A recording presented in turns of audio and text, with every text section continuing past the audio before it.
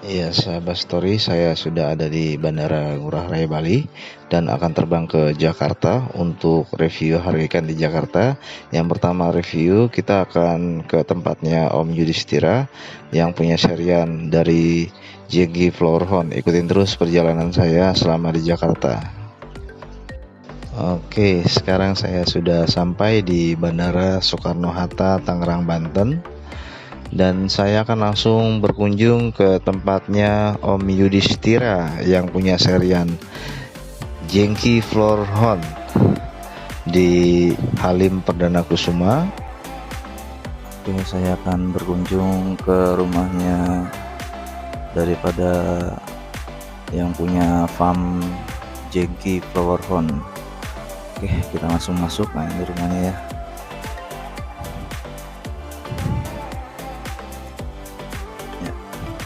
Assalamualaikum. Ya, dengan Om siapa nih? Om Jengki Flowerhorn. Oke, ini alamatnya di mana nih Om? Kebun Pala dekat Halim. Kebun Pala dekat Halim. Oke, Jakarta Timur ya. Nama farmnya apa Om? Jengki Flowerhorn. Jengki Flowerhorn. Iya. Oke, kita review ya Om ya ikan-ikannya.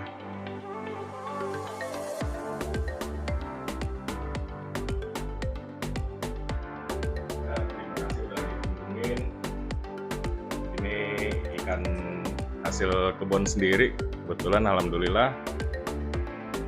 Nah, sekarang kita lagi merintis untuk nyetak kampa. Sekarang masih F3 ya, mudah-mudahan nanti kedepannya kita bisa nyetak F2. Sedang mengumpulkan indukan biar bisa dilihat di sini nih indukannya. Oke, kita akan lihat satu persatu. Ini cencu apa kampa nih Om? Kampa Kampa. F2 ori Thailand. lokal. Lokal ya. Oke. Yang sebelahnya Om, cencu. Wih, merah ya.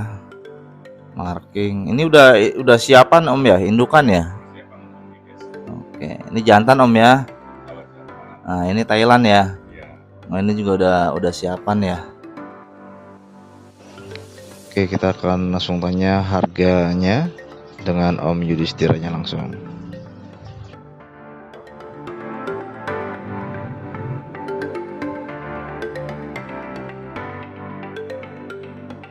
Oke, kita lihat satu persatu daripada anakannya. Oke, ini anakan size 5 cm Om ya. 6-7 ya. Wah, ini harga berapa nih Om nih? Berapa tuh murahnya? 70.000. Oke, ini semua sama nih Om. Oh, ini. Nah, ini berapa nih Om nih? 150. Sebelahnya Om sama. Oke, nah ini ya udah masuk ya kepalanya, marking, dudukan kepala enak ya. Sebelahnya. Oke, kita shoot lagi. Cilnong ya. Ini udah masuk nih warnanya nih. Kita bergeser lagi ke bawah. Ini semua serian dari Jengki Flowerhorn. Ini harganya kena berapa Om? 70.000 ya. Oke.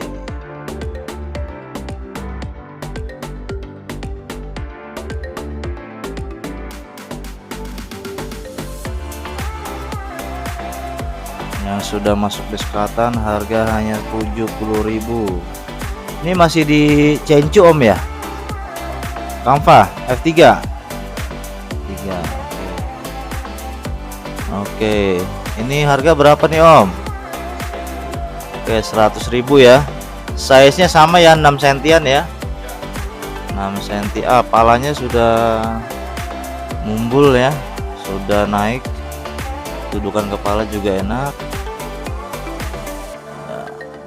Sudah terlihat dari pola mutiara di kepala. tinggal dilanjutin saja. Oke, ini serian dari Jengki Floorhorn di size 45 up ya, 4 cm sampai ya 4 cm up lah. Untuk mutiara ya silahkan di cross check sendiri warna. Ini harga berapa nih Om? 15.000 saja. 15.000 ya. Waduh, ini 15.000 ya, bisa langsung diborong aja dengan langsung Om Jengki Floorhorn ya. Oke, kita shoot langsung.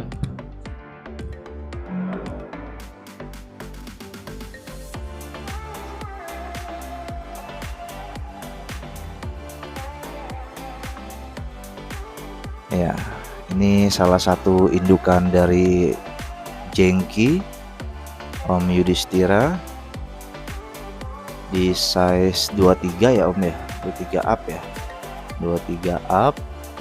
Nah, ini calon indukannya ya, mata putih ya, oh merah, sorry, mata merah. Dan ini calon indukannya, indukan betina. Ada F1, ada F3, F2. Oke.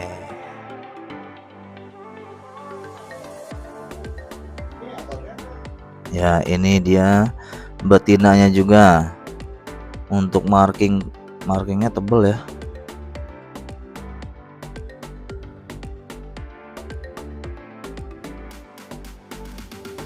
Ini F1 ya Om ya? Ini F2. Ini F1. Maaf untuk diperjualbelikan. Ini tidak diperjualbelikan ya. Cukup bikin kalian ngiler saja.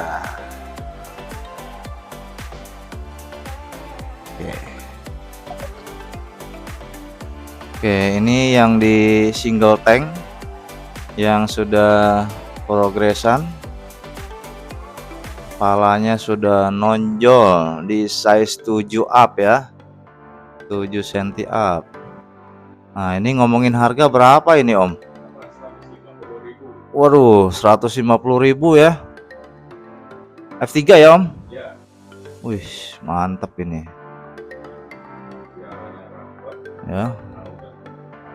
Warna masuk, mutiaranya rapat ya, kepala jangan ditanya lagi, bisa di cross check sendiri tuh ya, cilnong ajib.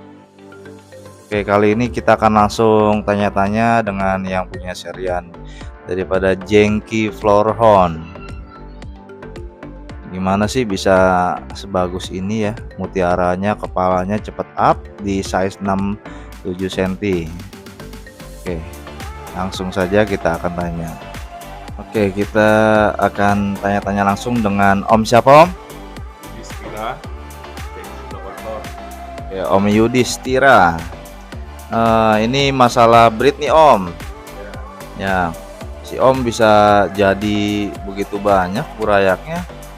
Solusinya apa sih Om untuk breeding ini? Karena di teman-teman kita tuh banyak yang sebagian gagal proses breedingnya sampai dia nggak jodoh.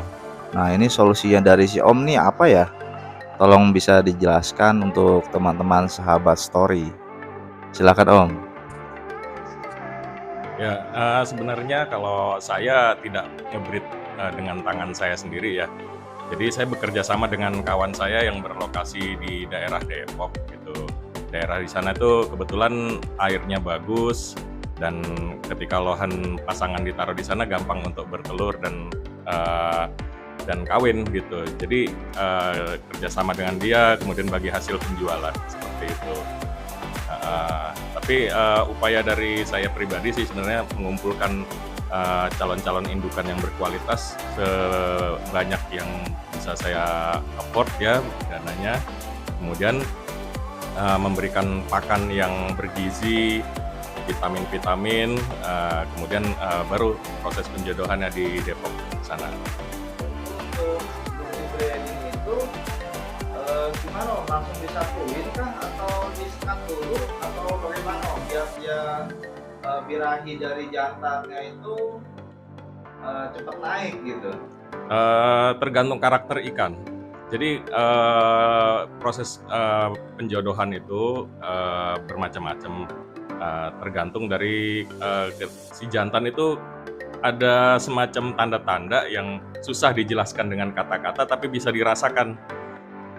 Sebagai pemilik lohan kita merasakan nih pejantan mau nggak gitu dengan si betina itu. Nah ketika ada gejala ketika dia disatukan dengan betina itu mau, maka proses bisa dilanjutkan. Tapi ketika sudah waktunya betina bertelur tapi pejantannya belum ada tanda-tanda untuk suka dengan betina itu, kita lakukan proses keronjong atau dengan sekat. Diharapkan nanti betina bertelur di hadapan si pejantan itu. Nah ketika ada telur di hadapan si pejantan itu diharapkan pejantannya mau untuk membuahi. Sekali lagi semua itu diharapkan karena memang lohan itu karena makhluk yang hidup gitu, kemauannya tidak bisa kita prediksi dengan 100%. Kembali ke feeling kita, kemudian keberuntungan kita, seperti itu. Oke, untuk ini Om, masalah makan Om, untuk jantan dan untuk betina, biar cepat betina itu biar cepat ngeklor, apa sih Om? Makanannya? Pertanyaan bagus. Jadi perlakuan untuk peternak lohan dan progresor itu agak berbeda dalam hal pakan terutama. Untuk kita penghobi lohan yang berfokus kepada progres, itu memang dibutuhkan pakan-pakan yang menunjang warna, mutiara, dan jenong gitu. Kemudian diuntul, dilatih lohannya seperti itu. Nah, kalau sebagai breeder, kita bisa mungkin mengkondisikan lohan itu dalam kondisi alaminya. Tidak kita untul, kita kasih pakan yang tidak mengandung warna, dan pakanan yang bergizi yang cenderung alami, seperti itu. Sebisa mungkin kita berikan pakan alami. Contohnya alami Om? Kalau saya secara rutin harian itu peletnya pelet yang broad, yang tidak mengandung pewarna gitu, dan pakan alaminya umumnya cacing beku. Rata-rata harian saya kasih cacing beku, kemudian seminggu 3 kali saya kasih pasta udang, dan ya seminggu 2 minggu sekali saya kasih jangkrik gitu. Seperti itu. Om, untuk ini nih Om, progres jenong Om, ini ikan si Om burayak tapi udah jenong Om ya. Jenongnya itu ya lumayan dari size 6 cm, sudah mantap ya jenongnya. Nah itu solusi untuk sahabat story itu apa Om? Bisa jenong seperti ini? Tidak ada solusi pasti soal itu karena kembali ke genetik. Ikan saya kebetulan alhamdulillah diberikan indukan yang genetik kepalanya tuh kuat.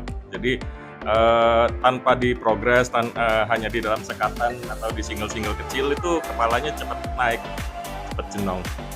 Hanya diprogres diberikan pakan yang alami saja sih saya untuk. Jadi mengenai kepala ini saya tidak ada solusi khusus soal ini, kembali kepada genetik. Karena kebetulan indukan-indukan yang saya miliki ini kepalanya pada enteng-enteng, pada ngebum gitu. Jadi sehingga anak-anak yang dihasilkan juga pada ya walaupun disekat-sekat atau di single baru beberapa 1 atau 2 minggu itu udah pada naik kepalanya, pada up. Dan insya Allah nantinya akan boom. Jadi nggak ada pakan khusus atau pelet khusus Om ya? Tidak, justru dari kecil saya cuma kasih pelet growth, dan untuk menunjang sedikit warna ya saya kasih pelet yang mengandung warna lah. Seperti misalnya Okiko yang merah atau Blood Red Parrot, bukan iklan tapi ya pelet-pelet yang mengandung warna gitu. Tapi tidak warna yang ekstrim, khawatirnya nanti ekornya jadi bleaching. Jadi di bagian ujung ekor itu akan transparan seperti itu. Oke, selanjutnya nih Om nih. Ini saya lihat mutiaranya shining ya. Dari shining itu mutiaranya juga di kepala udah pada kelihatan nih Om. Nah kalau si Om bisa